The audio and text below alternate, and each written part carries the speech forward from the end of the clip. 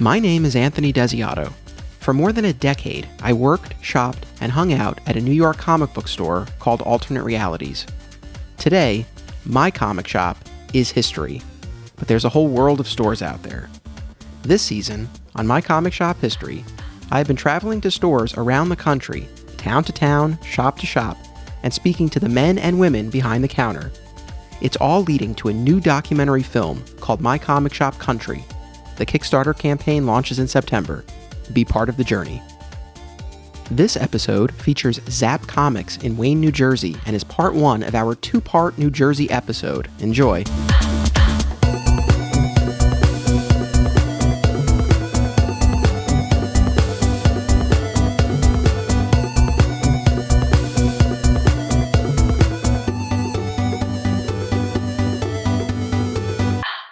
Welcome to My Comic Shop History. I am your host, Anthony Desiato. This episode, my journey to comic book stores across America, brings me to Zapp Comics in Wayne, New Jersey. I am here with one of the store's owners, Ben Lichtenstein. Ben, welcome to the show. Hi, Anthony. Thank you for having me. Or am I having you, or are you having me? Yeah, we are in your store. Okay. Bright and early on a Sunday morning. So previously, I know you listened to the Pack Rat Comics episode earlier in the season. Previously, they were the record holder for earliest recording of My Comic Shop History. We met at 9 a.m. You have now usurped their spot. You are the earliest recording, 8 a.m. I'm very honored, and I pride myself on getting an early start. In fact, I'm one of those people who gets up really early, wants to get a jump on the day and a jump on life. And I find I'm most productive. Those first few hours of the day, like from 6 to 9, are my most productive. So that's how I live my life. Well, it's a great way to be. I know when we were talking about this, I said it is always my preference to do this before or after store hours. So I appreciate you accommodating that, and I'm glad it wasn't too much of an imposition since you're an early riser anyway. No, I'm actually glad we could do it when the store is closed, because I would probably want you to see some action when we open up and see what's going on. But I think it would have. I think it's better this way, quieter. It's funny though. Normally, on a day-to-day basis, it is a struggle for me to get up, even at 8:30. We live across the street from where we work, so we don't have, we have no commute. We work at Pace Law School in White Plains, New York. Okay, yeah, I've heard of that. My wife and I both work there, and again, most days it's a struggle to get up, even at 8:30 to be there for 9 o'clock. But today, alarm went off at 6, and I was up and at 'em, ready to go, because I was excited to do this. You were saying, I'm going to Zapp Comics. I'm motivated. Yeah, absolutely. Very cool. So, I'm really excited to be here. I want to congratulate you on the store was recently nominated for an Eisner, the Spirit of Retailing Award. Thank you. That was something we've been meaning to try to go after. And, this was the first year we applied, and I know I listened to Pack Rat, and they applied, 4 times? 4 or 5 times? Yeah. And it's definitely, having a store in the suburbs, we don't have quite the breadth of independence that some stores do, and I think that's one thing that might hold us back a little bit, but we're going to keep reapplying, and we're going to try to win it. Yeah. We want to win. So lots of luck to you. Thank you. This is my first time at the store, and I'm just blown away by just what you have here. It's just meticulous and pristine. Everything is in its place. It's so organized. Cool. It's really a beautiful store. Thank you. I appreciate that. We definitely work very hard. And that's something I think a lot of whether the consumers or just maybe new comic stores don't realize how much work goes into this. And from, being over at Steve's, you worked there part-time, right? That was... Yeah. Okay. So how much work can go into it. And, when it's not maintained, things can fall apart quickly and deteriorate quickly. You're dealing with a wave of stuff every day coming in. So thanks. Yeah, we definitely work very hard. My team is very good at, and I'm pretty picky too. I get annoyed when stuff starts getting out of control. Yeah, that's something I want to touch on, and we can get into that. But I do know firsthand how things can pile up easily. And this is the first time you and I have met in person, but I heard your name a lot. You came up a lot in our discussions. Well, let's hope my ears aren't going to be burning too much. No, it was all good stuff, because we would always talk about, again, alternate realities. And for listeners who followed the first season of the show, you know what we're talking about. Alternate Realities was overflowing with merchandise, with back issues in particular, and just overstock new books, which quickly then became back issues. And, I know at one point, and we can get into this, but I know at one point you did buy some overstock from Steve. Yes, we kind I of was there. Yeah, we kind of always wanted for that to happen again, so that we would just kind of have some more space and we could kind of clear house and get things more in order. So you came up a lot. You are a well-known and beloved figure within the alternate realities community. Well, listen, the words "well-known" makes me nervous, but you said beloved, so I'll take that. And thanks. I don't know if you know Rich Roney by name, but he's not by name, no. He's Steve Oto's best friend, and he's an alternate realities mainstay. And when I told him what the plan was for this season of the podcast, that I was going to be going to other stores, no joke, I cannot tell you how many times he was like, "You got to go to Zapp. You got to talk to Ben." Wow, very interesting. That's I'm sure if I see him in person, I'll recognize him instantly. I don't know Rich, but thank you, Rich. Yeah, no, I'm sure if you saw him, you and he's been in the store before as well. But no, that was he was singing your praises, and he was very adamant that I have you on the show.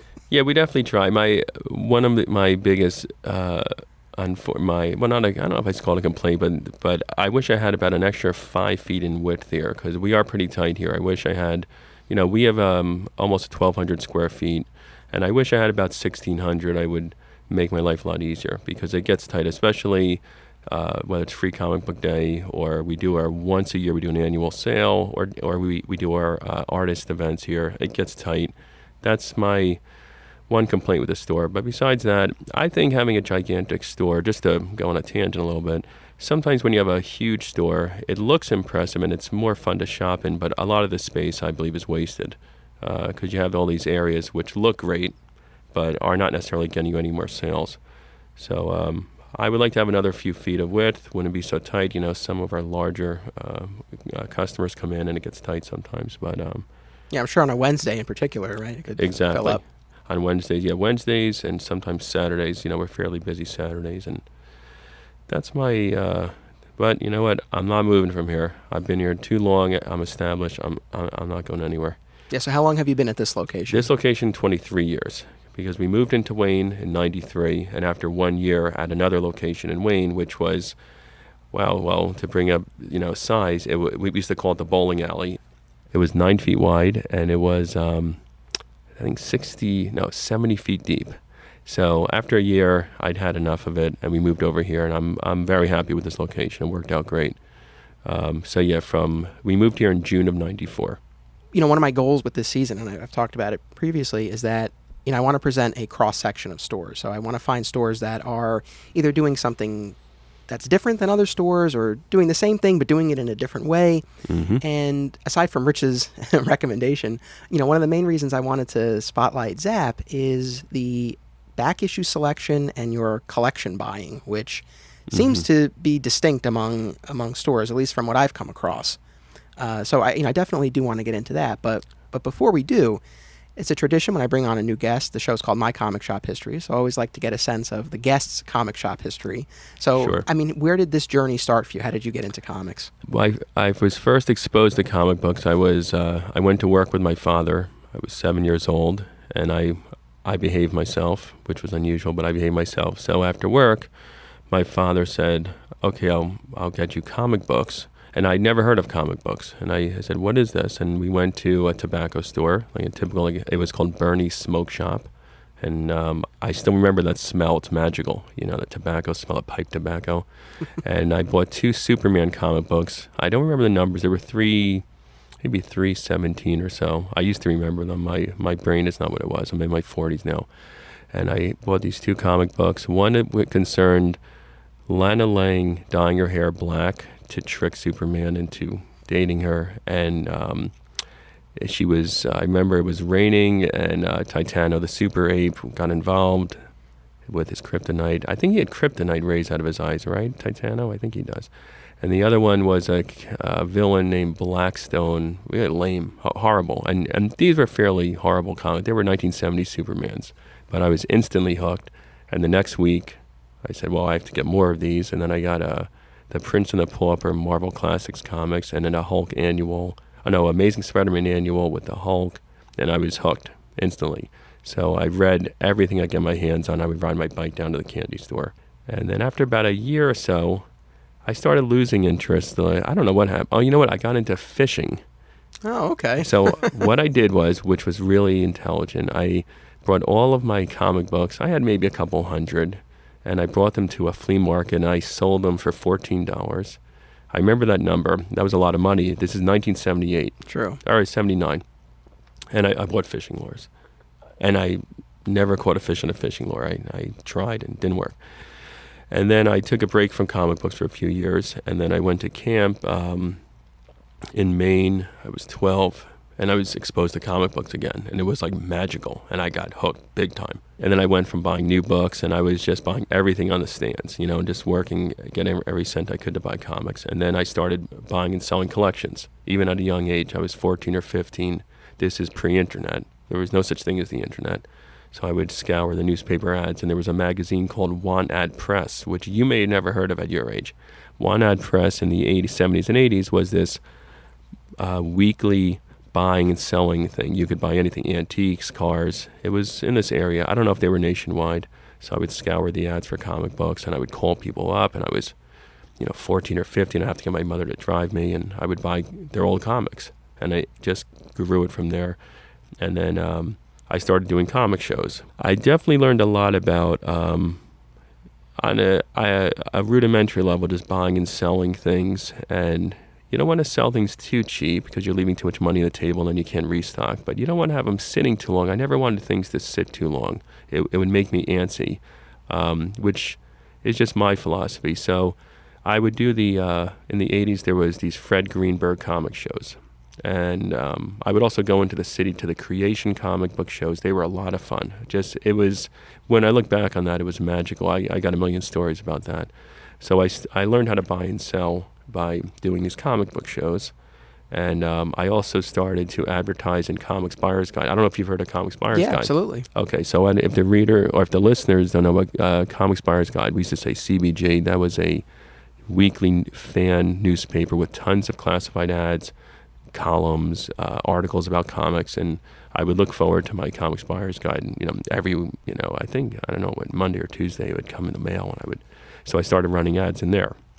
And people would be calling my house, and I'd just get random handwritten letters in the mail, sometimes with cash, sometimes with money orders.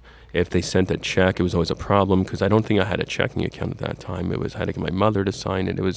But I was really learned quite a bit about that, and I was always pretty good about cultivating, new sources for comic books. And I was generally I really do my best to be as straightforward as possible. Obviously, we all want to get our best price we can. We want to get that score, but I was always really straight with people. I know a lot of guys in the business, they really get off on that, really, I don't want to say sticking it to them, but, really scoring, like finding that $1 million comic and ripping them off. And I just was always, I'm a terrible liar. So I just say, well, listen, here's what I can do. And, I try and be very competitive. So anyway, I learned, I was doing comic shows, CBG. Again, this is before the internet. And then I went away to college. I went to Rutgers.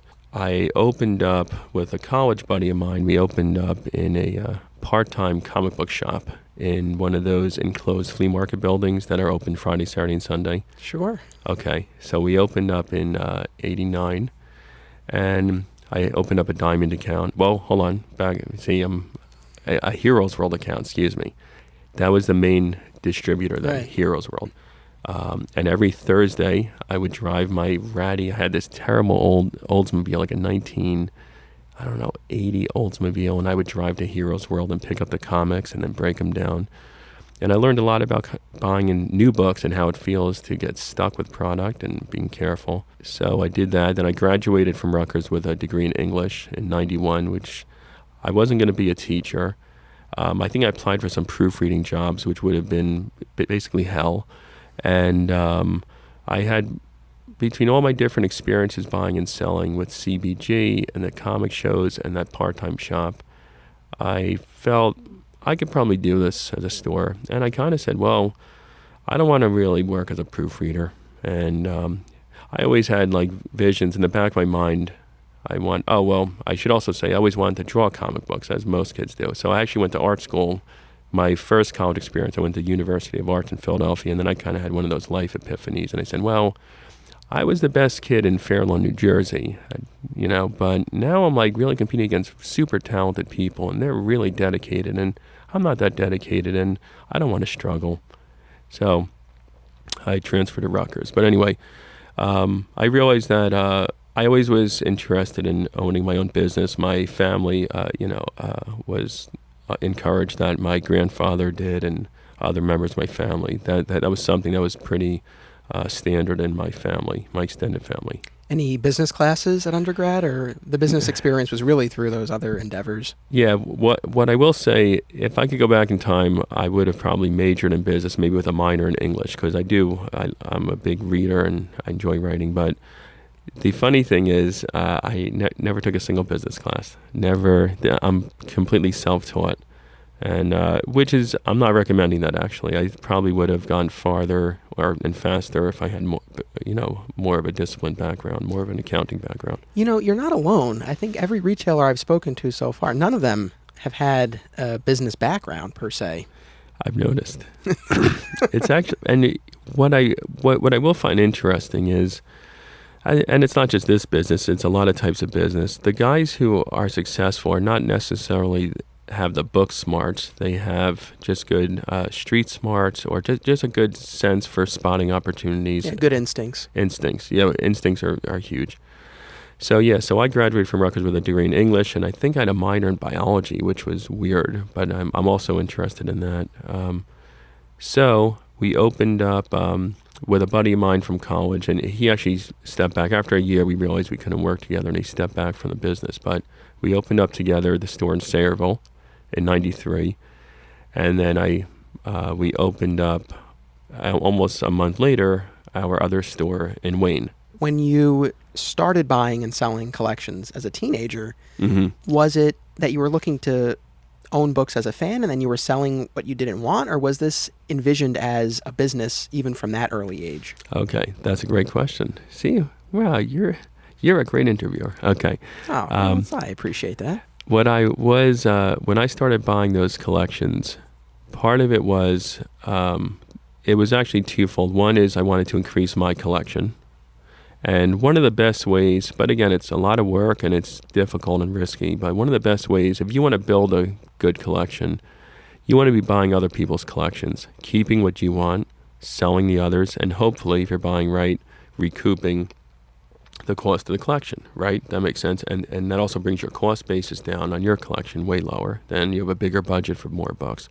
So what I was doing at that time when I was buying collections at the age of about 14, when I really started scouring those ads, I was 14 or 15.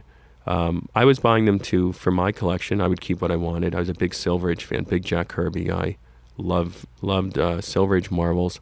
Didn't like Silver Age DCs very much, aside from a few. Like I like Batman, but I was more of a Marvel guy.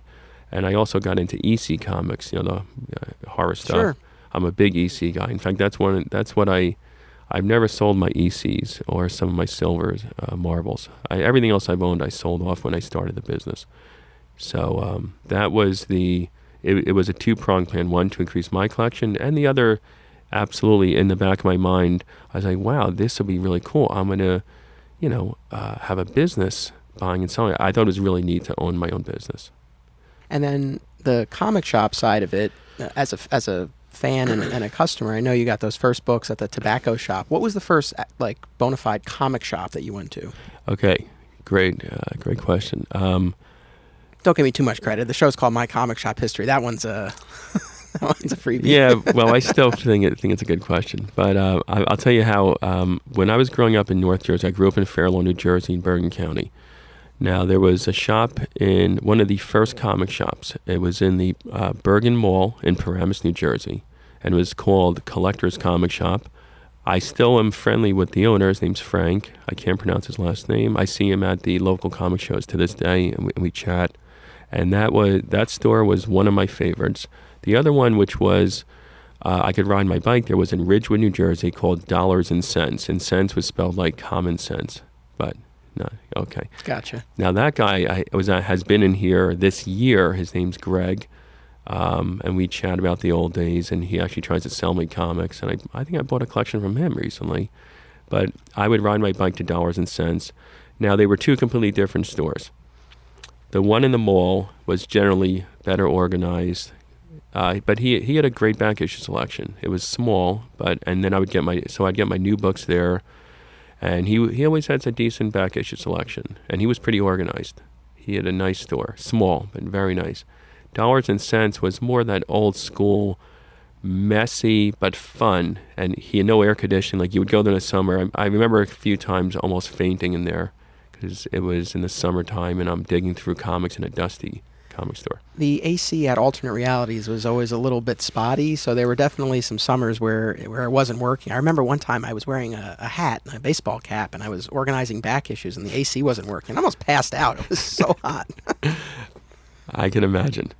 So that was my two local shops that I went to them very often, and they were both in their own way very enjoyable. I have very fond memories of going to those stores. I loved it.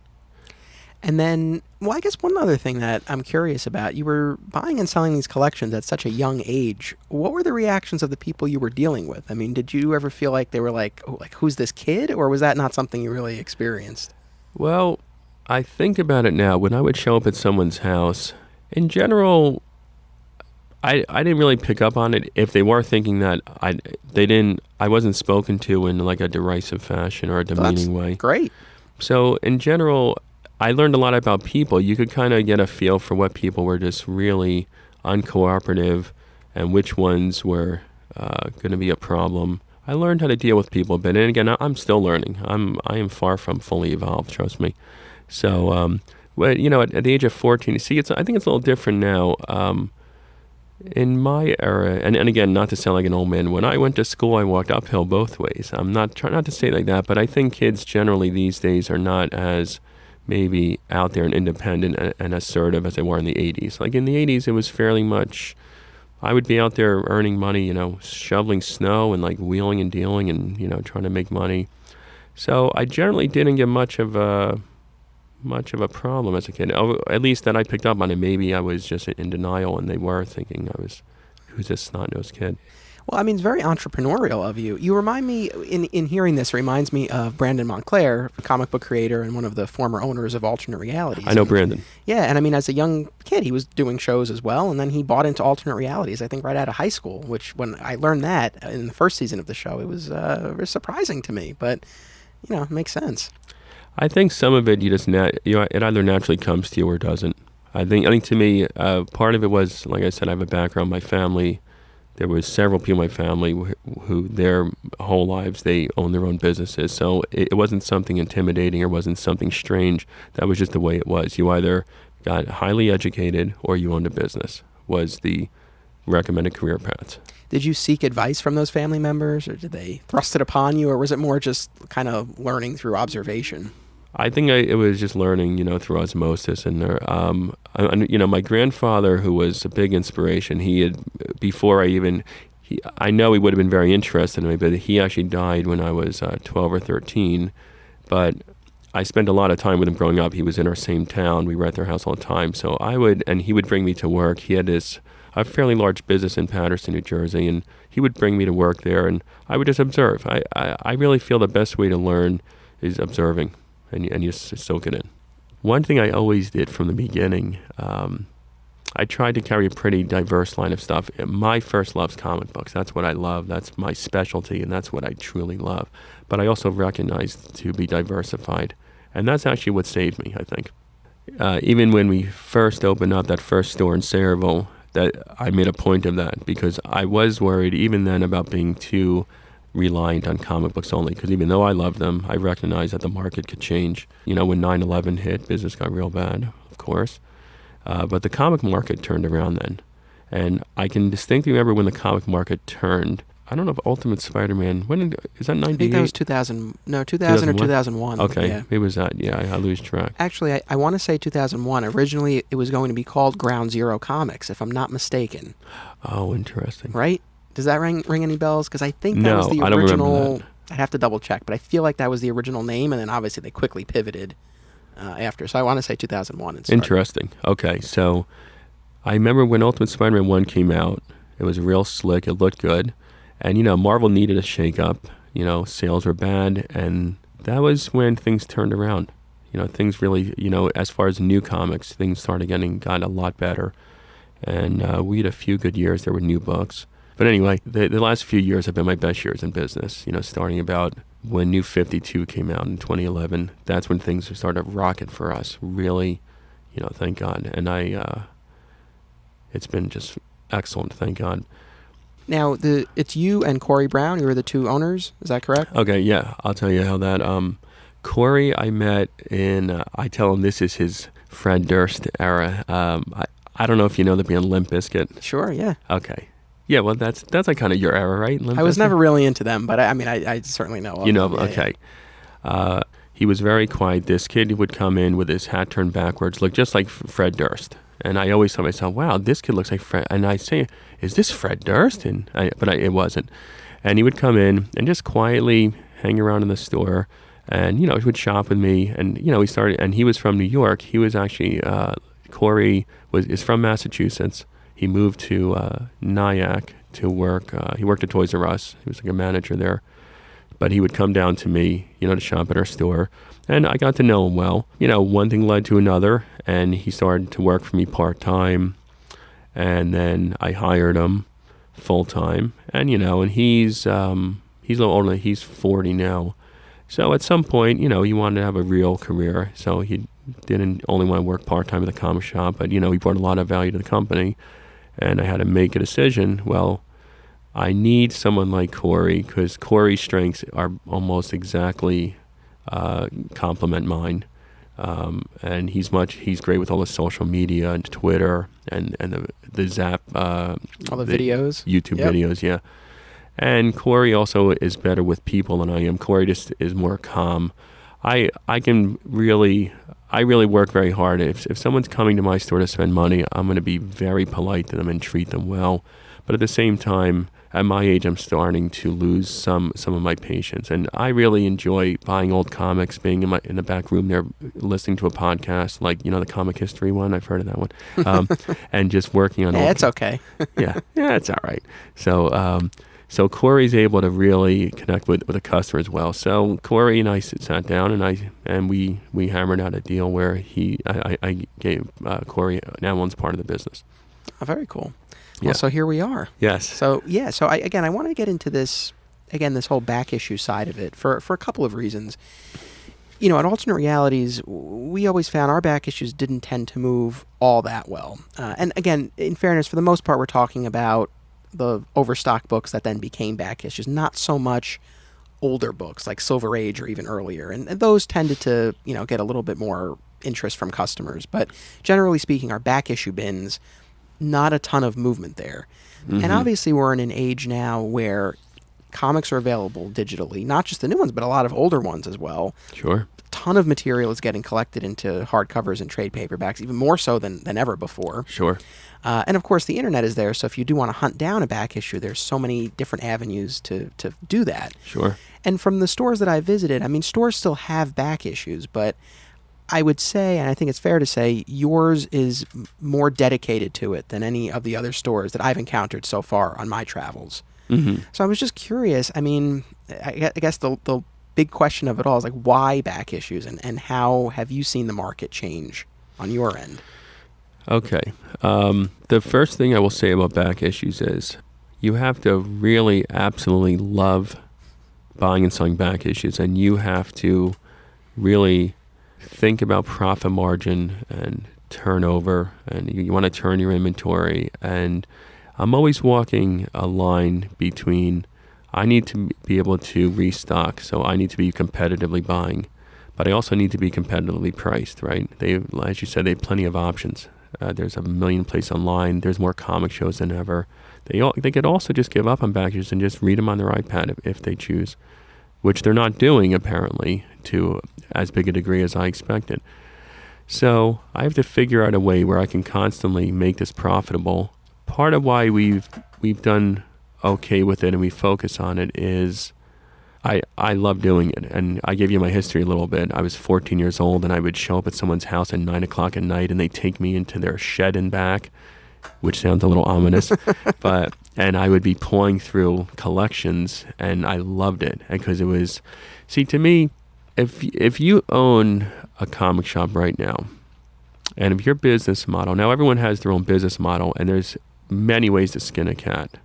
And there's not only one way to do it. I know many comic store owners and dealers. I'm friends with a lot of them, and we all do it differently.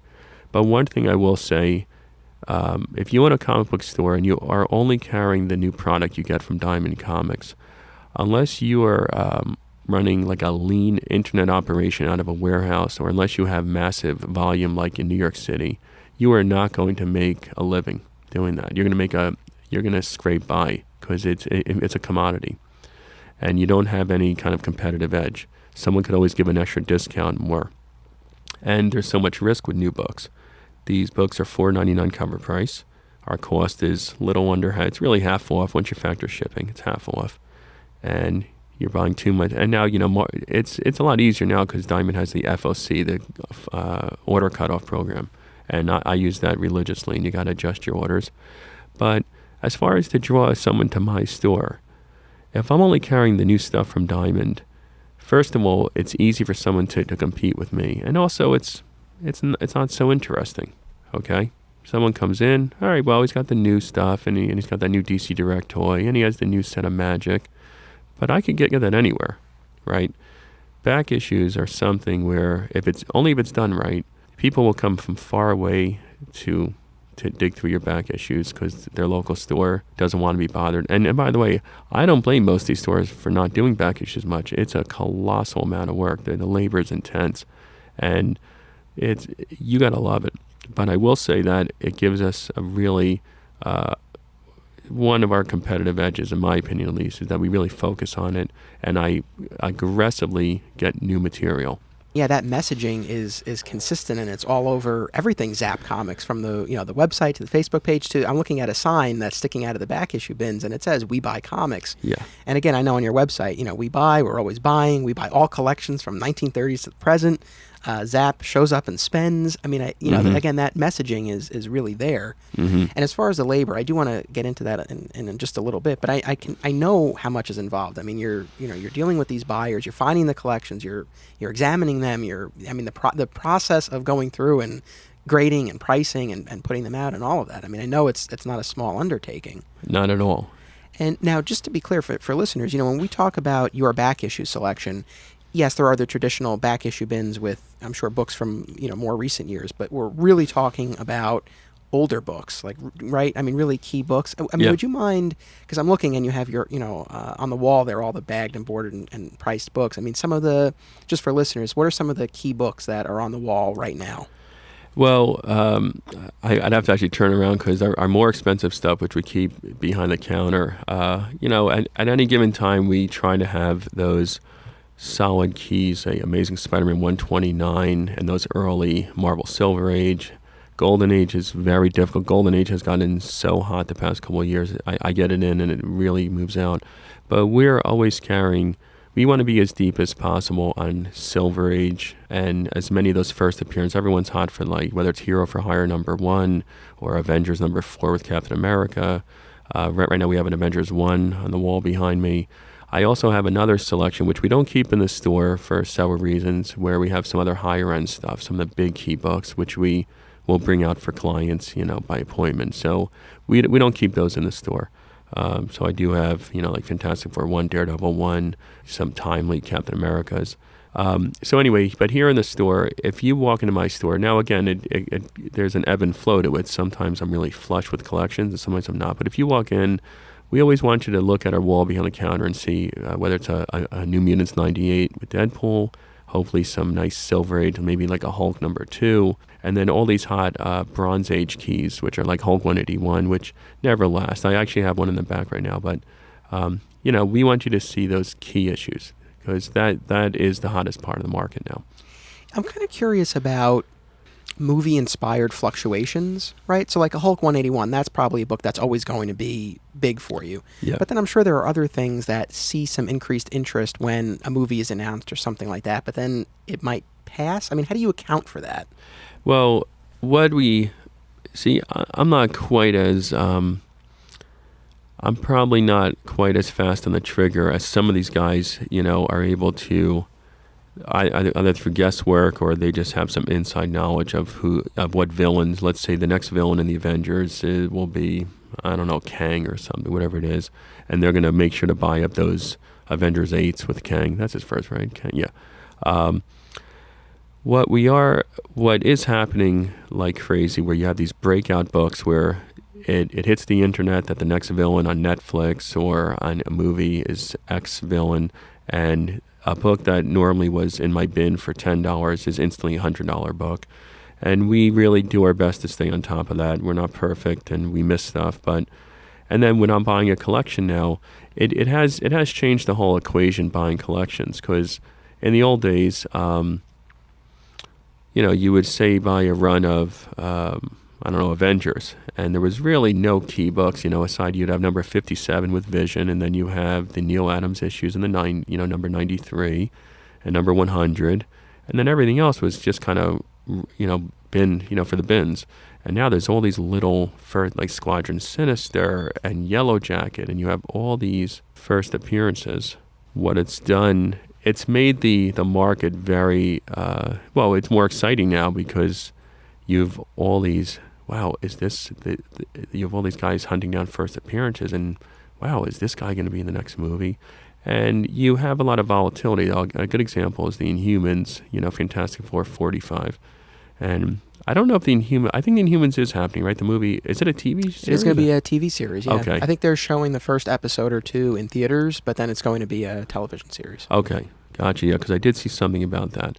But that book, when it skyrocketed, and that Fantastic Four 45, which I personally love, that's one of my favorite books growing up. I'm a big Kirby guy.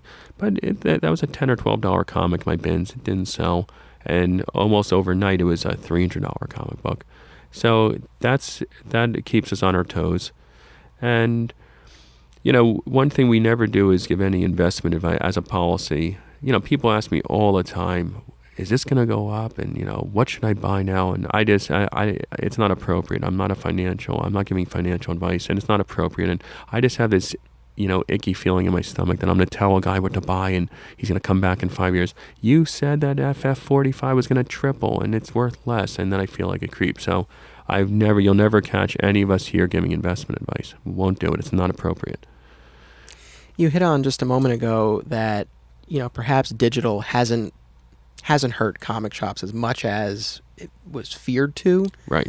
And I would assume that where it has had an impact has been more with the newer issues. I mean, you think it's fair to say that collector mentality, keeps those back issues still viable for a store? Well, as far as digital, about 4 or 5 years ago with Comixology and Marvel has their unlimited, I guess, right? You could pay a flat. A lot of people, not even people in my store, just say friends of mine, around the neighborhood said, Ben, I'm sorry to hear about comic books. They're going digital, and you're gonna have to look for a new business. I'm like, well, it might happen, but I'm not seeing it. I think it might be the age of my buyer. The average age of my buyer is a little older. I think they're kind of set in their ways. People are definitely reading digital. It's definitely happening. And everyone has an iPad now, and it is really useful just to be able to read a whole chunk of stories and not have to store them. There is a lot of value to it, and I recognize that value. What I would say overall, it's probably a net positive, because it's still it's giving people, it's exposing a lot more people to reading comics. And for whatever reason, for now at least, people still want to come into the shop. And no, not everyone, of course, but our traffic, like ever since DC New 52, I'd say our traffic every year has just been growing. And those are the same years that correspond with the real advent of digital and the increase in digital, right? So there's something going on. I can't predict it. And you know what? If next year everyone switches to digital and I'm not selling comics anymore, so I'll go into something else. That'll be Ben's signal to ride into the sunset. But at this point now, my sales, my floppies. Now, I do worry a lot that Marvel in particular, first of all, the cover prices, in my opinion, are too high. I wish they would be like DC and hold the line at $2.99. I would love them to hold the line at $2.99. I'm sure they have their accountants at the back office, and they're looking at the numbers, and they're doing these variant covers, and they're $5.99, and you buy 1,000, and you get. And I have some buyers for those, by the way, so I'm not bashing it. Some are pretty neat, but I would love it if Marvel would do a total revamp and it would make my life easier. They would increase readership, which has all other effects that are positive. But the other issue I have with Marvel, let's say you have someone that goes to see like the Spider-Man Homecoming, and it has Tony Stark, right? He's Iron Man, right? And Marvel has not made the new books very accessible, so it can be a struggle to someone who's new to comics. They want to come in, they just saw the movie, and they're curious about it, and it's not always that accessible, and that's a big problem. How has something like Peter Parker, the Spectacular Spider-Man done, especially in the wake of the movie? Have you found new readers gravitating towards that, or not as much? It's selling better than just a standard Spider-Man book because it's a new book, but based on the numbers, it's a new Spider-Man #1. There were some cool variant covers. Do I think there's this a groundswell of interest? No. Interesting, because I think the idea, even in the letters page of the book, they addressed the fact that they wanted to have a book like that available to people after seeing the movie. So it seemed like that was really the motivation behind it. I was just curious what you've seen on the ground, the boots on the ground. Boots on the ground, yeah. It definitely is selling fine. I'm happy with the sales, but and again, I'm not. To be fair, I'm not on the sales floor every single day like I was in the old days. I was like, say an average day. Let's say you happen to be in Wayne, New Jersey a month from now, and you pop in to say hi to Ben. The odds are you're not going to see me here. I'm going to probably be in the back room grading Silver Age, or I'll be at my warehouse, which is down the street. I got a very large warehouse, and I'll be there sorting through stuff. So, on the note of the warehouse, would you be able to give even just a ballpark number between the stores and the warehouse? I mean, how many books we're talking? I have a pretty good. I think I have about 1,200 to 1,400 long boxes. So what is Wow. what is that, like that's like 400. So but it's always changing because I buy, like for instance last week I bought it becomes a blur, but I bought say about 100 long boxes last week. No, more than that even. But I'm also pretty active, back-to-back issues. You have to have back issues. One thing I try to do, and again, because I've always been, ever since the 90s, I've always been a pretty active buyer of overstock, and I bought out a lot of leftovers from comic stores and distributors. I bought out big warehouses of stuff. I kind of enjoy that. So that was actually a good lesson for me to learn about, wow, having all this dead inventory, it chokes you and it kills you. Yeah, I mean, I would imagine, seeing what all of these stores are stuck with. I mean, what lessons do you take from that? It's been really valuable. I've been really conscious of it because when you buy a store that's either not necessarily went out of business, but a store, retired or folded up and he's selling out, and you look at what they have, you realize how much value is destroyed when you don't turn over that inventory, and how hard it is just to run a comic shop and actually make a living because they're not returnable. You're making decisions 2 months in advance. Now it's changing. Like I said, FOC has helped a lot. But you have guys who are maybe really passionate about the hobby. I'm sure you hear this all the time, but are not necessarily that sharp with their business acumen. And they're ordering 2 months in advance, and they're maybe not tracking their inventory. We're not perfect either with tracking inventory. We try hard, but we're not perfect. So you see how all those mistakes add up quick. Yeah, and this is something that came up in the premiere of this season. I spoke with Mark at All Yeah Comics, and we talked about just how difficult it is navigating that order form and trying to predict what interest you're going to have in those books. And it's tough, even if you have your base of subscribers. They don't always tell you if they're interested in something. They don't always tell you if they want to drop something. So that can be difficult to predict. But then on top of that, it's like if you do make a mistake and you over-order on something and then you're left with it, it's like, what do you do with it at that point? Again, for people who listened to the first season of the show, that was somewhat of a frustration that we all felt because Steve would hold on to things. Steve was very much of the opinion that he paid a certain amount for these books, and he was opposed to blowing them out. He felt that they still had value. I'm laughing and coughing at the same time. God. I'm trying to keep, as you're smiling, I'm really trying to keep a straight face. But, so Steve was very much of that mindset. And again, it was his store, and he was the one who was paying for these things. So that's fine. But the result was all of this overstock piling up and our back issues overflowing and boxes piled in the aisles, and, of all of these things. And I mean, as you well know, with a lot of these books, there is that shelf life. And once that period of time passes, and it's not a long period of time for a lot of books, it's unlikely that you're going to be able to sell them. Or if someone comes in looking for it, yeah, maybe one person might come in. But when you're talking 10, 15, 20 or more excess copies of something, you're really just stuck with it. So, I mean, how do you if you overorder on something, what is your approach? Okay. Now, first, let me say this. No one cares what I paid for that comic book. Doesn't matter I paid $1.80. Doesn't matter I paid $2.25. 6 months later, if that, for whatever reason, is worth nothing, it's worth $10, worth $1, it doesn't matter what I paid. And that's something which I actually see that philosophy, what you're saying about Steve, and I know Steve, and I remember talking to him when I did buy some of his overstock. I know that they have almost a psychological, like a mental block. They can't bear to mark it down or just accept that you made a mistake. And I make mistakes just about every day because we're in an imperfect business, and we're not selling. We're not taking orders. We're not taking orders from people and just only ordering what they want. We are buying things almost within reason, using judgment and trying to track inventory.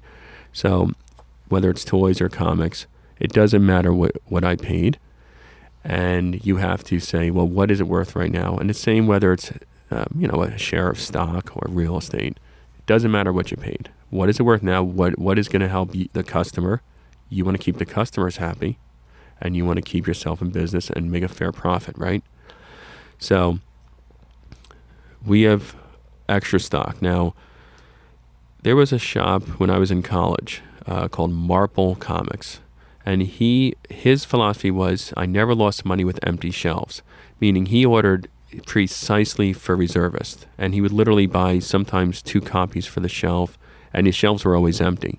Now, you can't do that. You're never going to grow your business. That makes for a really bad store, right? So you have to take a shot on things, and you have to, within reason, have product on the shelf to sell to people who are going to come in. Otherwise, they're not going to shop with you. So to do that, you're going to have leftovers, right? So let's say at the end of a cycle, we comics have a 4-week cycle, but now everything's changing now because sometimes they're twice a month, right? Yeah, the shipping schedules, right, are can be very different now. Yeah, they're very different. And we also keep what we did, which is different now, and I keep evolving, and 2 years from now I'll change again, but what we try to do is keep the current, on most, not all, but a lot of titles, say 4 to 5 months of books on the shelf at cover price. We'll keep 1 or 2 behind them at cover price. Not all titles. Certain titles warrant going right in the bin. We don't mark them over cover price. Usually we're at cover or even less than cover because the cover prices are so high. So you take a $4 Avengers. In the old days, say Avengers was $1 and you mark it up to $1.50 because, I paid for a bag and board. I got to get my $1.50. No, it doesn't matter. So now we'll often be at cover price, even with a bag and board, or even less, because that's what it's worth. That's what the market dictates.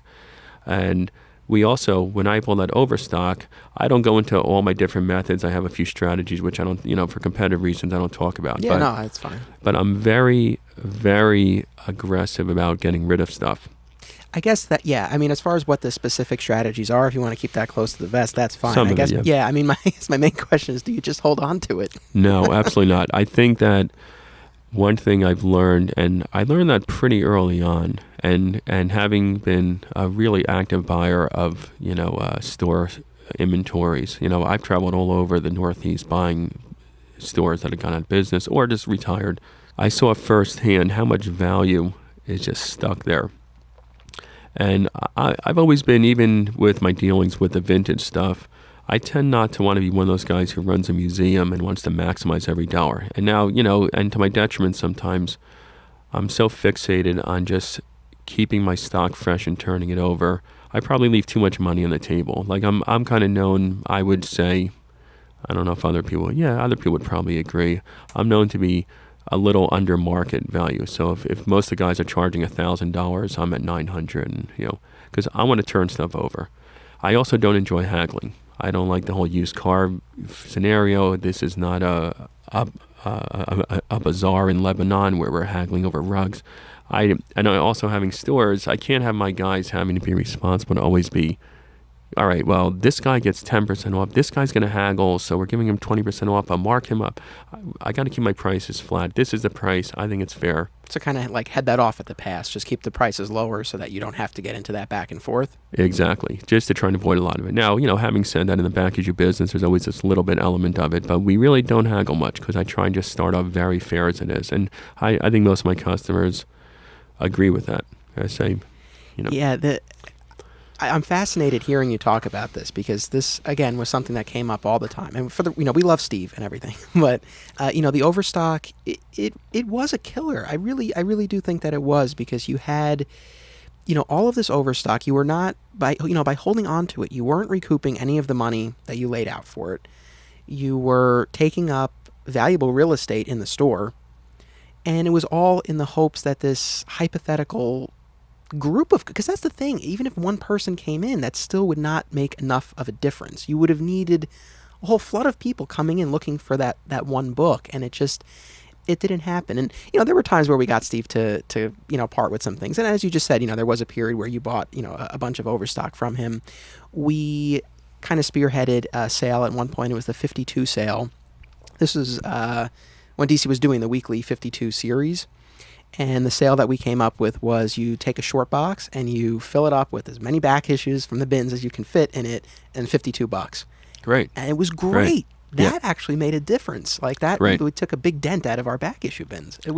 I loved it. I think one thing that is always in the back of my mind, and so there's no just one perfect answer, but something in the back of my mind is, at the end of a cycle, when the new comic is not new anymore, it's ran its course, I want to have it available if people miss that number. I want to have it available, and that to me is part of the job of a comic book store. But at the same time, I don't want to have like 10 of those. Like it's everything is a title by title basis.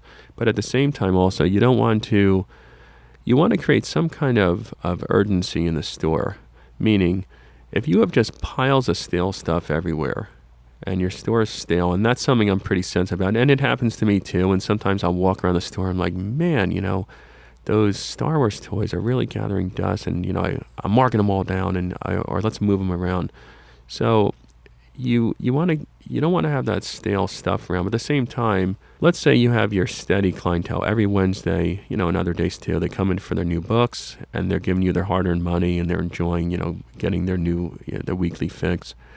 You also don't want to create a scenario where you're blowing everything out real cheap, because then it diminishes the value, and you have a guy spending $3 on a comic, and then the next month he sees it in a $1 bin.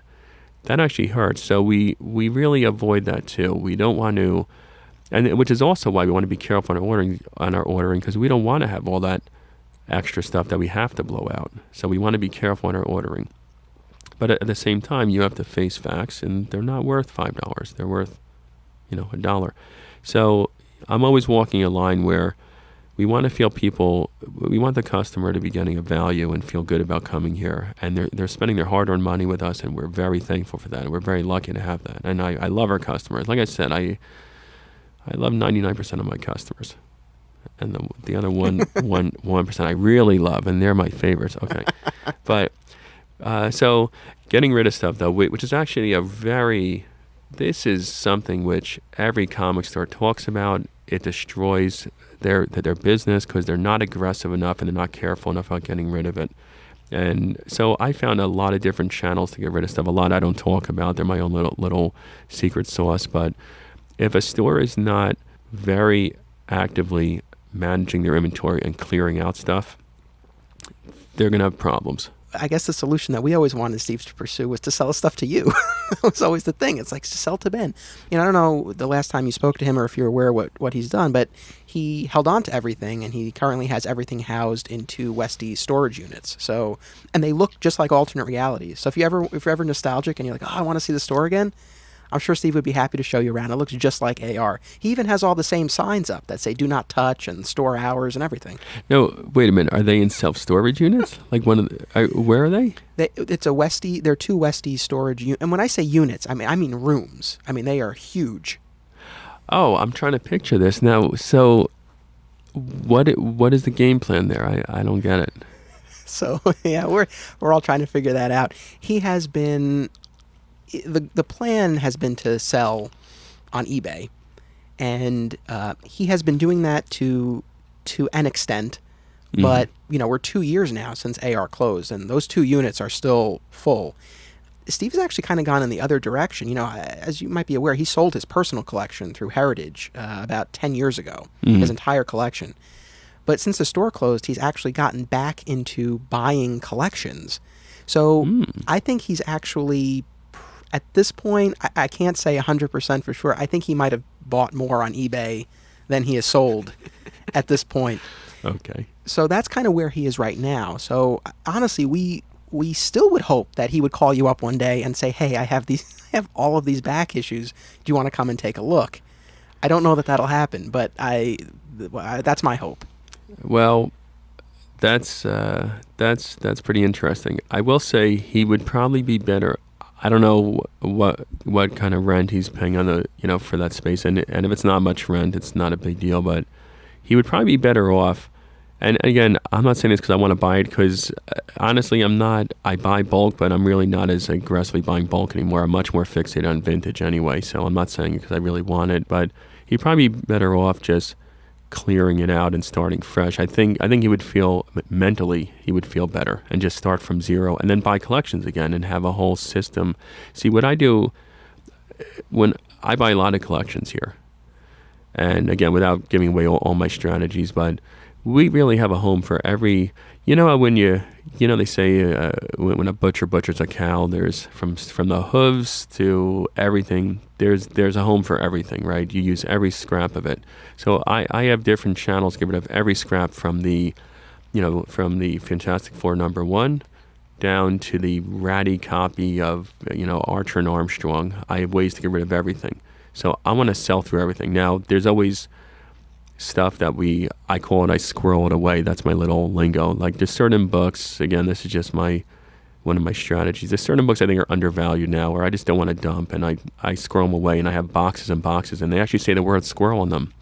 And I put them away because I think they're undervalued. And then sometimes I open those boxes, and there's a first appearance of Jessica Jones in there, and I'm all happy, and I do a dance, and the rest of the time I close the lid again, and I sob softly. No, only kidding. But the bottom line is, it feels really good to get a collection and be able to sell through it clean or almost clean. It's good for business. It keeps everything fresh. You got to just tear off the Band-Aid and move on. I do that all the time. Yeah. No, I think it really can be a block if you do have that mentality. Now, again, going back to the buying of collections, because I know you do buy aggressively. On an annual basis, how many collections are we talking here? Well, at times I'll have a drought, like I call it a drought, where I'm like, wow, I haven't gotten anything really good in 2 months. And, and when I say really good, something at least worth say at least 20,000 or more, that to me is good. So, wow, I'm getting all these little collections, and I start getting antsy, and what am I doing wrong? But we actually buy quite a bit. I'll give you just a quick, you know what I wanted to do, and again, it's probably laziness, or I say to myself, what am I going to do with this information? I started making a diary of my collection buying. It was called a Diary of a Madman. And I started to chronicle from, we get some walk-in collections, little stuff here and there, and I travel a lot. I'm a bit of like an animal about being, going after stuff. But after a week, I just lost interest. I'm like, well, what am I going to do with it? It's fun to read, but what am I going to do with this information? But I realized... Podcast. We could talk about that after. I think that would be cool. But anyway. It would be pretty interesting. How many collections? I buy a lot. I probably wouldn't say a real number, but I will say that very often in a given day, and when I'm saying a collection, sometimes a collection is just like a short box of books I buy for $50. I'm saying, okay, right. But sometimes in a day we'll buy 4 or 5 collections in a day, and then sometimes I'll give you an example. Like last week, I bought a big collection, about 75 long boxes from a longtime customer. And it had some key stuff. We already put a lot out for sale. He had Daredevil 1 and FF1, all this fun stuff like that. And then I bought within the same week 1, 2, 3, 4. I think I bought 6 or 7 other collections, but smaller ones. $1,000 here, $200 there. So the only way I'm able to do that though is number one. I'm not running a museum. I don't hold out for the very top best price.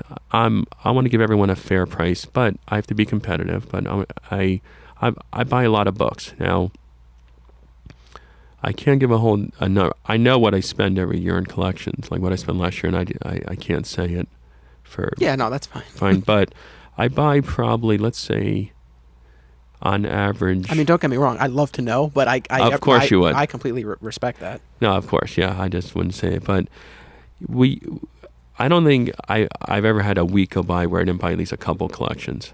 And part of that is most people... I've been doing this a long time. We went over that. And people know that I can't guarantee I'm going to pay the highest. Sometimes someone will pay higher. He needs this stuff more. He's lower. Sometimes another dealer just needs that inventory more. Like...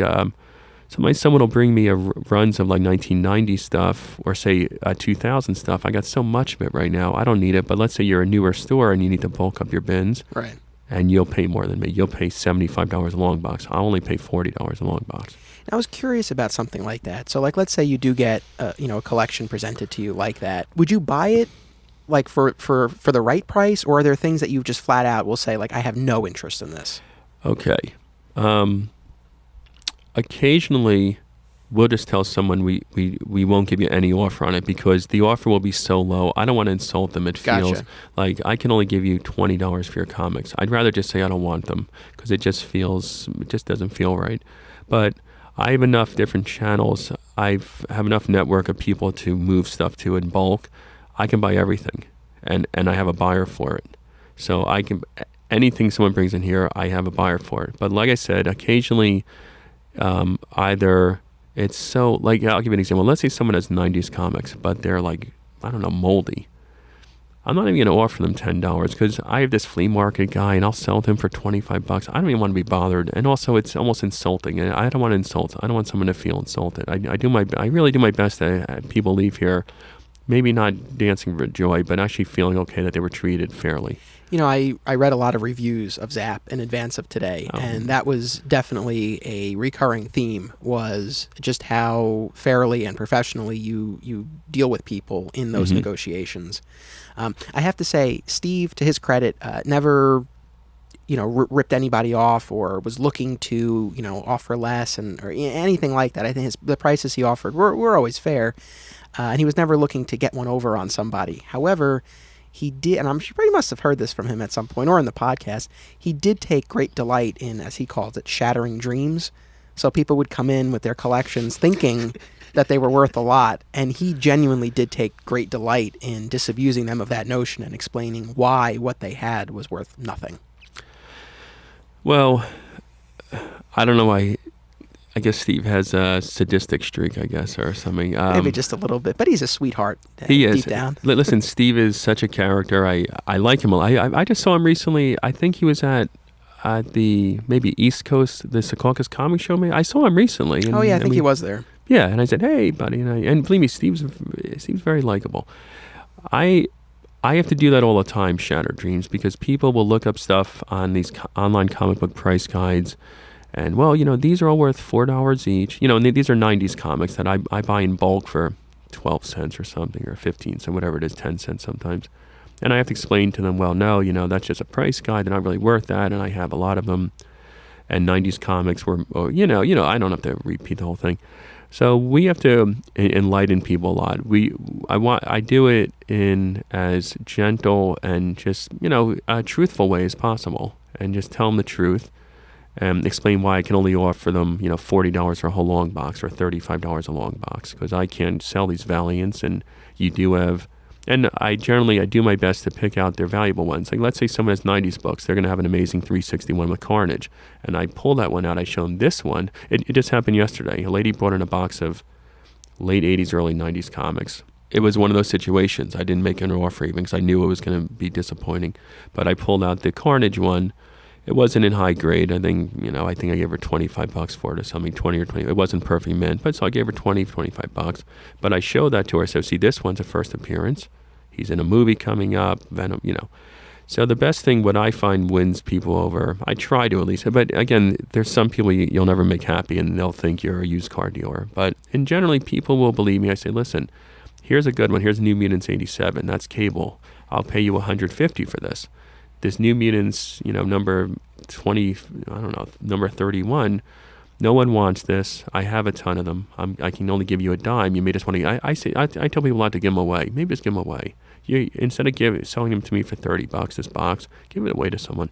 Yeah, you could spark their interest in the hobby. Yeah, there you go. So how are you finding these collections? I know a lot come to you, and again, on your website, there's a very handy form for people to enter their information and contact you. But are you actually out there actively soliciting these collections as well? Is this through this network that you've cultivated, or how are you finding these collections? Some of it, I would say, most of my collections are coming my way just because I've been around such a long time. Yeah, people know you at this point. Yeah, some of it is that, and I'm really careful about telling everyone I possibly know that I'm buying collections. Let me know if you know anyone. And I'm also really careful when I do buy a collection. Now, obviously, I'm doing this as a business. I know how much work goes involved in this. I know which things turn over, which don't. So I have a pretty good formula about what I can pay, and I'm very competitive. I win collections. It's very rare I don't win a collection. Very rare. But occasionally it happens. Someone wants it more than I do. Do you find yourself bumping up against other, the same dealers from time to time? You know what? Do you have any rivals?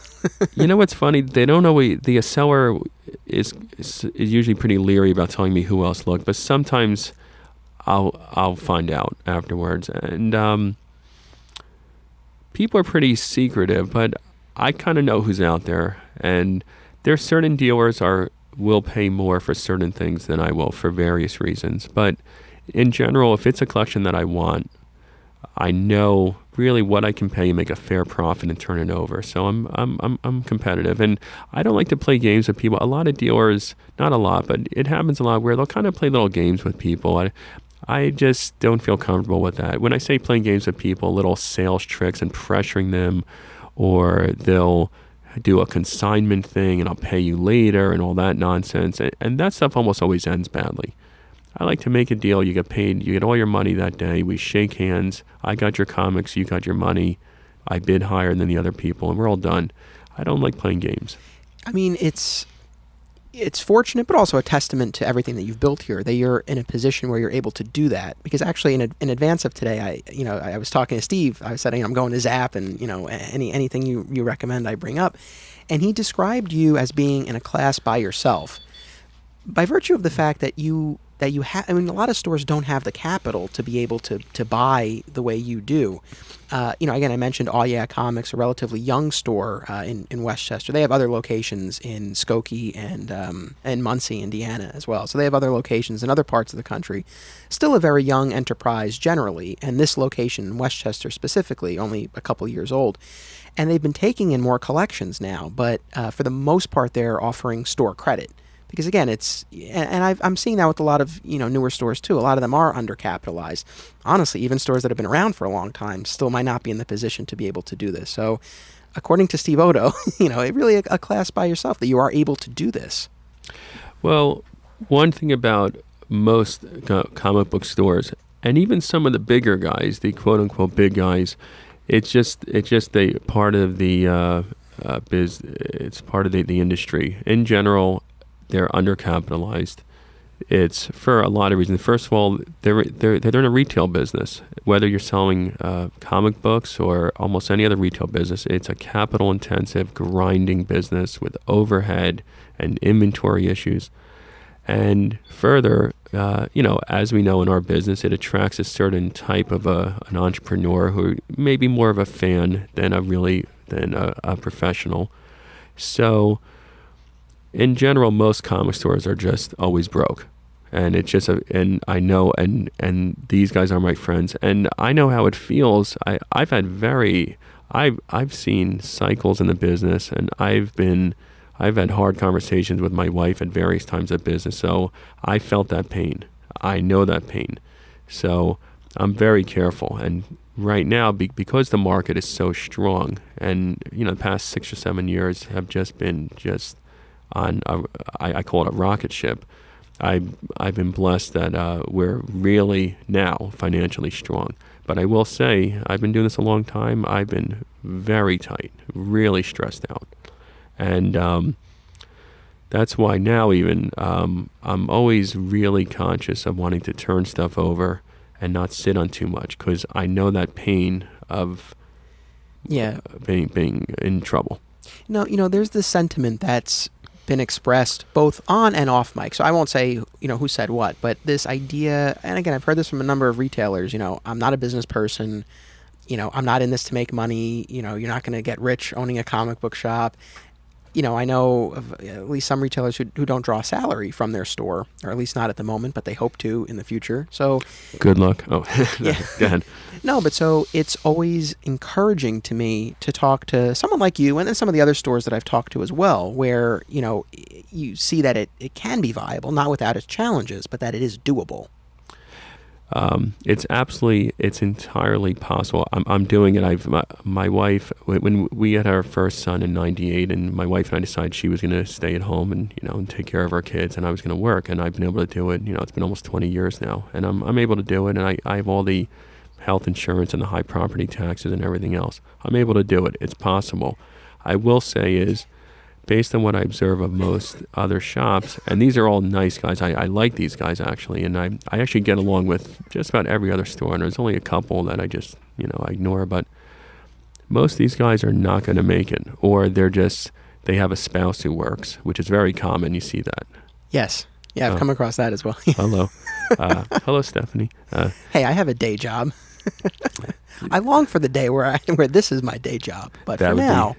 That would be very cool. Yeah. So a lot of these guys, they have a spouse who works, but I think it's almost a self-fulfilling prophecy. They're almost telling themselves, well, I'm just doing this for fun, or I'm not doing this to make money. I don't know why that would be a goal, to have a business not to make money and pay it's not a crime to be paid for your work. And it's also kind of fun because then you have extra money to reinvest and grow it and buy fun stuff. And I don't see why that's almost a badge of honor to treat it. And I've known store owners like that. I mean, at least the ones I'm referring to, and who, again, will remain nameless, I mean, it certainly wasn't said as a badge of honor. I mean, I think the goal is to get to that point where they are drawing a salary and in that better position, but it's just they're not there yet. Returning to the nuts and bolts of the actual buying, do you handle all of that personally, or do you delegate? That's all you? Well, I do probably 95% of the buying. Corey's a really fast learner. So Corey has kind of a short leash, and it's not in a being derogatory. Corey can do buying up to a certain level. He doesn't have my same knowledge of vintage and grading as I do. You are a consultant, right, with Overstreet Price Guide? Yeah, I'm one of their advisors, which when I was a kid, that was like a super huge honor. Now, basically, it's if you just write them a letter and have a friend give you a reference, you could be an advisor. So it's not as, when I was younger, I thought, wow, that'd be cool. Now I'm like, yeah, whatever. But I definitely, one thing about me, I keep on honing my craft, meaning learning more and more about whether it's restoration and grading, and I get better and better, and I'm not the best. There's so many guys that are better than me, but as far as the buying, though, it's actually not the best, to be honest, it's not the best system right now, because since I do most of it, I'm starting to get stretched thin. But Corey has taken on the role of doing a lot more of the buying on small collections, and he does a great job. And we always kind of test each other. Hey, Ben, how much would you have paid for this? And I go through and I explain. So he's doing great. And my worker, Patrick, who actually just walked in, you might have seen him. Patrick does all of our buying on single Yu-Gi-Oh! And Pokemon singles. He's in charge of the whole. I don't even touch those, and he does a great job. I kind of taught him the Zapp method, and he does a great job. So, but as far as buying comic collections and toy collections, I do 95 or 98% of it. Yeah, I mean, I have to say, from my own experience at AR, I like to think I had other strengths in dealing with the customers and book recommendations and things like that, but that was never my forte. Identifying, buying, grading, I mean, Steve did all the buying, but I mean, there were other guys at the shop who were much more into older books, so they would definitely be able to identify those key books better than me, and definitely were stronger at the pricing and grading aspect of it. As far as the grading, is that all you too? Yeah. The grading's all me, but again, we're starting to reach a point where it won't be sustainable. I'm gonna have to get like a little like a Padawan, and Yeah. I'm gonna have to. But I've been resisting it because I'm very particular about It how can I be like tough, things. yeah, and you know how you do it, and you want to make sure that everything is following those same standards. I get it. Yeah. How long does it generally take you to grade a book, I guess, or an entire collection? It depends on. I'll give you a good example. Like I bought that collection last week. It was 75 long boxes. Now, what I did was I scooped off about 500 or 600 of the better books too, so I get them out for sale right away. And then I still have that other 75 long boxes that I gotta gradually process, and I'll have my warehouse guys help me. But when you have a book, like a bigger book, like a Fantastic Four one, I gotta count every page. I gotta check for restoration. I got to really examine the eye appeal. There's all these factors, and it can be complicated. But then when you have these, say like the guy had a complete run of Walking Dead, and those, I might get a few. There's a lot of little factors, whether I'm going to get it CGC'd and have a guy. I don't get a lot of books pressed. I do get books pressed. I don't do it myself. I don't have the patience, but I have to decide, well, should I get this book pressed? So as far as time, it varies on the book a lot. But I'll give you an example. Like I processed about 300 of those books. I did it in about a day. Because some of them I'm able to do real fast.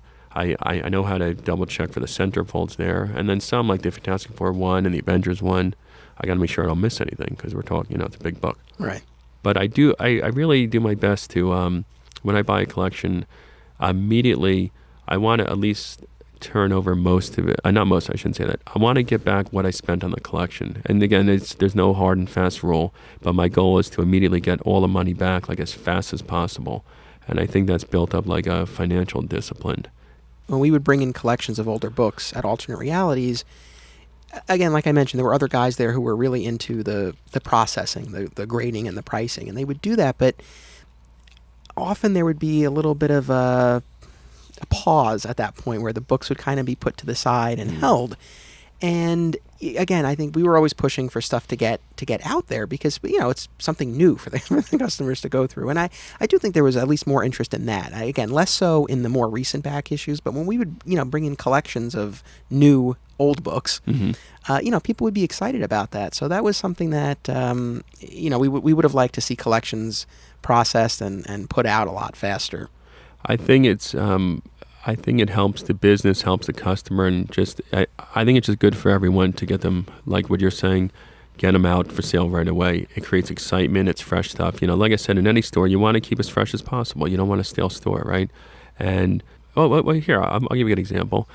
Like last week, I spent on collections about, and I guess I could say this. I don't like talking about that, but I spent probably about $20,000 on collections last week. This week coming up, I have a few things lined up. I might spend $40,000 or $50,000. That adds up real quick. Yeah. Now, which is also why I never want to get in a point where I'm under pressure, where I start getting low on funds, and then that's when you don't make good decisions. It's just like everything else in life. When you're under pressure, you don't make good decisions, right? So that's why we're always fixated on turning stuff over. So I always have that, I call it dry powder. You know what I mean? Having that money coming in. And this is all stuff I've learned from years of making mistakes and feeling that pain of being broke. I've had I don't know a single comic store owner who's been around at least 20 years or more who hasn't had that sick feeling where they can't pay their diamond bill and has to hold their paycheck, and it's a bad feeling. So I want to avoid that feeling, right? Exactly. And in terms of that turnover, like when you put out a new book or a box of books from a collection, whatever the case may be, is there a certain period of time after, like, that it needs to move by, after which you would either switch it out with something from the warehouse or lower the price or dispose of it another way? Usually what we do, once we put out a collection, like the example I gave, like collection I bought last week, and I got about 300 or 400 books out right away. They just go into the mix of the inventory, and if it's old stuff, here it moves really fast. And if it doesn't move within a few weeks, it's either something obscure, and I'm okay with that. We don't have that right buyer coming in, or it means that maybe I was a little too high in it. And maybe the market turned a little bit. Like let's say when I bought it, Supergirl stuff was really hot, and now she's starting to cool off, or vice versa. But I don't have a hard and fast rule about this stuff didn't move in a month and mark it down. I usually will not mark stuff down at all. If I think my price was, I try and have a price that's on target, and I'm going to hold it there. However, now having said that, that's on back issues. If I have stuff in the store, let's say a statue or an action figure, and when I bought it, diamonds, I paid diamond $18, and I have it at $28, and I see it sitting there for 2 months, I know, and then I go on Amazon, and I see they're $15 on Amazon. All right, well, I'm marking this down. That's what it's worth. But as far as back issues, I don't generally mark stuff down. I try and stay fair up front, and I figure it out. If it's really sitting for months, then I know I made a mistake there. It's... Yeah, I would imagine. Now, I want to get your take. I feel like back issues, especially these higher-end vintage books, really have their own clientele. Like, that's its own sub-market within the larger comic shop customer base. I mean, is that fair to say? Yeah. It's a market that a lot of stores won't even see it. Like, I'll give you an example.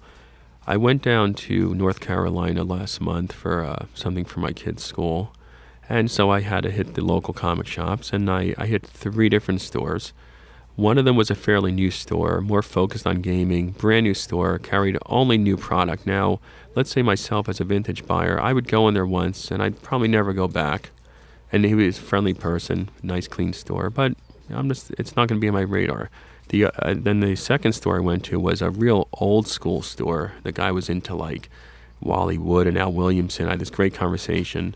His prices were pretty aggressive, but I would keep going back because I figure, well, his grading's really aggressive in his prices, but this is a store that probably gets stuff and I'll probably build up, so I'll keep going there.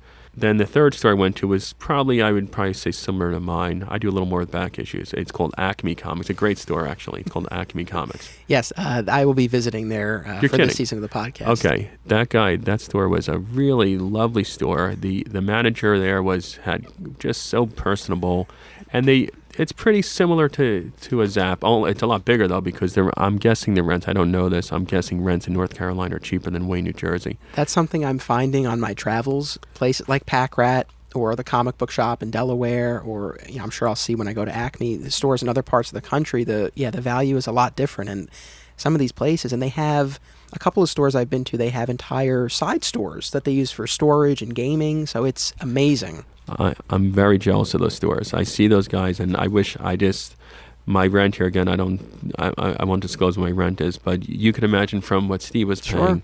I'm in a similar area to Steve. I'm in the Northeast. This is pretty affluent, Wayne. So, and I went to that Acme Comics, really nice store, nicely laid out, nice, really nice manager. I forget his name now. Jermaine. Oh, would it be Jermaine? Yep. Okay, yeah, he was wearing a cool hat. Yep. Super nice guy. He wins the award for most mentions by other retailers on the show this season. I've had a few people now who have brought him up. How weird, how funny. Well, he earned it because he just has a great personality, and I like to feel. I don't want to feel like a hard sell. And just in general, when I'm in a store, I want to be left alone, but I also want a friendly experience, right? I want to feel like if I need help, it's there for me. And I was just really impressed with that store. Yeah, I really am fascinated by this. The fact that, again, this is something that you have really nurtured and cultivated at a time when again, I feel like a lot of stores are retreating from back issues, generally speaking. But yeah, I suppose if you do that to too great of an extent, you are really limiting yourself and perhaps alienating an entire group of customers. Of course, I guess the flip of that is it's tough if you don't have the expertise, to be able to identify and grade and all of that. That could be challenging in its own way, but I guess that's a line for stores to walk and figure out exactly what they want to be and what they want to carry. I think they offer an edge to make people come to me, and then when they come to me for the back issues, maybe they're going to buy their supplies here, and maybe they're going to pick up their new books, and then they're going to tell and then maybe I'll get a collection from a friend of theirs. So to me, it works. It gives us a nice little niche. But I will say it's a huge amount of work, and some of these guys, they just don't have the interest or they don't have the passion for it, so they probably shouldn't do it. Yeah. But they do have to find something else besides that new product, because like I said, unless you're doing massive volume, it's really hard to make. Make a living and have health insurance and cover your bills just on new product. Oh, tough. When you're buying collections that are 75 long boxes, are you going through each book before you buy? What I'm doing is, obviously the cheaper stuff, like all those moderns, those 80s and 90s books, I'm just flipping really quick. Then on the bigger books, I'm really taking them out. Like the Fantastic Four one, I open it up and I count every page. I've learned with experience. You better count every page. And so on the more valuable stuff, I'm checking them out. When I say valuable, if it's a book that's $100 or more, I'm opening it up. Books under $100, I do a quick look at the cover and I just keep on rolling. And I kind of have a formula in my mind. I'm like, I'm pretty good just from all the years of doing this, and I'm pretty good with numbers. I'm not the best, but I'm decent with numbers, and I can just count. I'm like calculating. I'm like, okay, those are a bunch of mid-grade Silver Age FFs without the keys. I'll pay $5 each on those. They're worth $10 each, and I'm just running. I'm making little notes as I go, but I'm not actually checking every book except for the big stuff. Do you enjoy the old comic book smell? Love it. Yeah, I figured. I love it. The only smell I hate is mothballs. Occasionally I'll look at a mothball collection and I won't even buy it. I can't take it. But besides that, I love it. You mentioned the shed earlier when, one of the earlier collection buying experiences. Any other weird places that you've gone for books? About 2 or 3 years ago, when I was aggressively just hopping in the car every day buying collections, I get a call from a guy in Philadelphia, and I always try to get people to send me as much information as they can so it's not a waste of a trip, right? So I have him text me some pictures, and I talked to him on the phone, and he seemed like a nice guy. He seemed for legit. I didn't get any creepy vibe from him, but he had a Silver Age collection, and he showed me some kind of poor quality cell phone pictures. They weren't in great. I couldn't tell the condition, but it was a little blurry. But he gave me his address, and it was a very bad part of Philadelphia. I don't know if you know much about Philadelphia, but there's a few areas that are like a war zone. It was a part where the buildings were all abandoned. Okay. It was bad. So and the buyer requested cash only. So I brought a friend of mine who's ex-law enforcement, and he can carry. And I said, you know what? Do you want to? And this is one of my best friends. Say, hey, you want to go for a ride with me? I'll buy you lunch. He goes, sure, it's fun. For him, it's fun just to see me in action. Right. So we pull up on the street, and I'm looking, and I always kind of research the neighborhood. Like I go on Google Earth, and so I'm prepared. I don't want to pull up to a weird situation, especially with cash. So we pull up, and every building's abandoned. This big metal door swings open in front of this warehouse, and the guy is beckoning us in. We're like, wow, this is weird. And we walk up. I said, hey, I introduced myself, and it was the man I talked to. He's a pleasant guy. And we walk in, and he slams the metal door shut. And it was weird. And I wasn't too worried yet because my friend is armed. Right. And, we're two, pretty in shape guys. And the man was older guy. I didn't feel too physically threatened. But a weird vibe. Very weird. And it was dark. It was pitch dark. There was one little light bulb. And then he brings us into a room, and it was a voodoo temple. Like a weird stuff, like voodoo stuff. Okay. Yeah. I look at my friend, and again, this is one of my best friends. I've known him since I was 10 years old, and we just have a thing. We look at when you look at your friend, you want to crack up, nervous laughter. And, sure. Okay, I look at him, I'm like, okay. And he kind of lifts his shirt a bit, just so the guy would know he was armed. Not in a threatening way, and I was very friendly, and I'm pretty good at winning people over, just being friendly and calm. So I start looking at the comics, though, and they're in bad condition. And we had been discussing an estimate of because he kept asking me, well, what do you think it's worth? I said, well, based on the pictures, I can't see, but probably 4,000 or 5,000. And I started looking at them. They were really heavily damaged. It was going to be a lot less. And I'm explaining this to him in a very direct fashion. I'm like, well, I would give you 1,500. And we start hearing little noises. It's pitch black around us, except for this one room, and we're hearing noises. And I'm like, but I wasn't too nervous yet. And then the guy gets up, and I could see he was not happy with my offer. And he gets up, and he kind of walks into the darkness, and then he puts his hands in his pockets. And my friend is like, wow, this looks weird, right? This looks like and we're looking at each other like, wow, is this going to be a problem here? Yeah. But he was upset with the offer, not because he felt I was ripping off. His stuff was pretty water damaged, and I explained that to him. So he turns around, and we're like on pins and needles. Is he pulling out a weapon here? Because it looked like that, and we're hearing noises, but he didn't have a weapon. Oh, okay, so we did have a happy ending to this. And he turns around, and he's a little bit dejected, but he believed me. And he takes his hands out of his pockets, and I think he was just getting his cell phone. That's it. He had a cell phone, and he pulls out his cell phone, and he wanted to call his son. And he calls his son to come over, and we hear the door banging outside, and the son comes in, and just a super nice kid. He's like 20 years old. Great kid, just very friendly. We shook hands, we're joking around. But we still laugh about that, because it was such a strange, it was an abandoned warehouse in the middle of like a war zone, and this guy, and a voodoo, weird, right? Yeah, super weird. Well, I'm glad it worked out. That's one that sticks in my mind, but I got a million. I haven't had too many. And wait, did he end up taking your offer and you took He the did. Yeah, okay. He did. I paid him. In fact, I gave him a little extra. In fact, we kind of really hit it off. Once that like tension where we thought he was pulling a gun on us and we were going to be sacrificed or something, once that passed, we were like buddies. We were chatting and we really hit it off. And I think I offered him $1,500 and I went up to $1,750. And I think he needed the money. I think and that's something I do too is, sometimes I'll leave some money on the table. Like, if I think someone is really it's not making up a story. If someone's really having a hard time, is, in a bad way, I'm not going to squeeze them for everybody. I don't care. I'm gonna give them some extra money, because who cares? And it at that point in time, they need a little help. Do you ever get a bad feeling from a potential seller as to where or how they acquired the books? Yeah, I'm actually, because I do this so much, I have pretty good radar for if they're stolen. And it's almost never happened. I had one time a kid stole his father's comics. The kid, well, I say kid, he was 20 years old, and I think he was needed for drugs, and he stole his father's comics.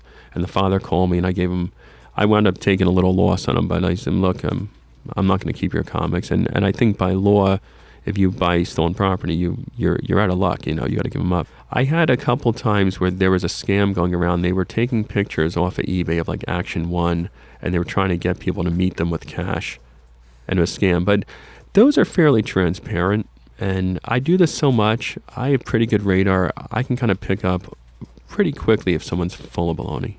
Any grails, any books that you haven't bought or sold that you're really dying to come across?